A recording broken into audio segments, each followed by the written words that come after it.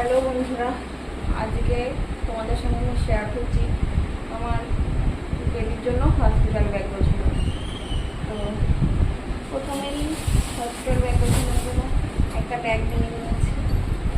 এই ব্যাগটা আছে আমার, এই ব্যাগটা নিয়ে ইউজ করবো। বেবির জন্য আগে থেকেই গুছিয়ে রাখছি, কারণ হচ্ছে কখন কি আমার এই 9 মান্থ চলছে, 36 সবে পড়েছে, এখন নাই গুছিয়ে রাখলে হবে। এটা কতগুলো এই ক্লথগুলো নিয়েছি, এই ক্লথগুলো দুটো নিয়েছি, আপাতত নিয়ে যাবো এই দুটো।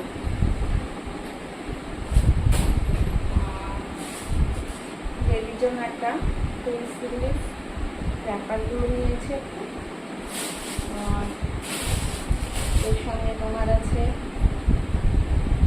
আমার তো দেখেই এখন এত ভালো লাগছে গোছাতে, ওর একটা হ্যান্ড ক্যাপ এইরকম,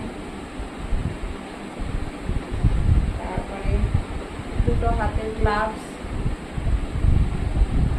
দুটো মোজা, কিউট মোজা, এগুলো সব নিয়েছি। আর ওরগুলো আমি না সব সেট করে রেখেছি। ন্যাপি আর ড্রেস আমি এরকম লিখেও রেখেছি। ন্যাপি আর ড্রেস লিখে রাখলে কী হয়, সুবিধা হয় ওখানে গিয়ে বার করতে। আমি না, কারণ তখন তো আমি কী পরিস্থিতিতে থাকবো আমি জানি না, তার জন্য সব এগুলো আমি লিখে রেখেছি, ন্যাপি ড্রেসগুলো। এখানে আমি ওখানে সব স্লিপ টেস্ট ফিতে দেওয়া পাবো, আমি তোমাদের একবার একটু বার করে দেখিয়ে দিই। এই ন্যাপকিনগুলো আর বেবির এই ড্রেসগুলো নিয়ে রেখেছি।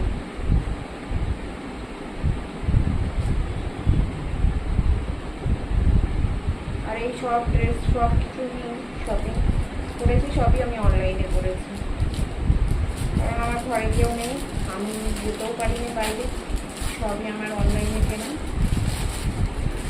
চাইলে তোমাদের আমি লিঙ্ক শেয়ার করে দেবো পরে।